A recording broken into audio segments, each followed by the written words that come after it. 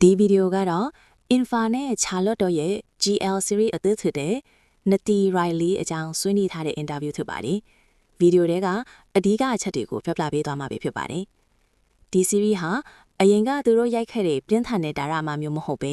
ကြည့်ရတာစိတ်ချမ်းသာစေမယ့် feel good အချက်ဟာတာအမျိုးအစားဖြစ်ပါတယ်။ပိုပြီးနုံနုံယိုယိုနဲ့အသေးစိတ်ကြတဲ့ခန်းစားချက်တွေကိုအလေးပေးထားပါတယ်။စုစုပေါင်း၈ပိုင်းပါဝင်မှာဖြစ်ပြီးဇလန်းထဲမှာအလဲအပြောင်းလေးတွေပါတာကြောင့်ဝတ္ထုမဖတ်ရတဲ့ခင်စီရီကိုအရင်ကြီးကိုအကြံပြုထားပါတယ်။မလာ27ရက်ည8နာရီခွဲမှာ Channel 7 HD ကနေစတင်ပြထားခဲ့ပြီး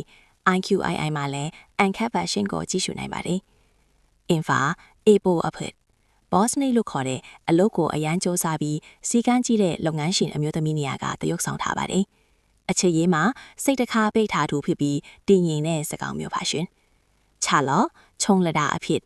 အေပိုကိုအမြဲစနောက်တက်ပြီးရဲတင်းတဲ့ကောင်မလေးနေရာကတရုပ်ဆောင်ထားပါတယ်။ဖာခင်စီကမရခဲ့တဲ့မိသားတွေကိုအေပိုစီကနေပြန်လည်ရရှိဖို့စ조사ရတဲ့စရုပ်ပါ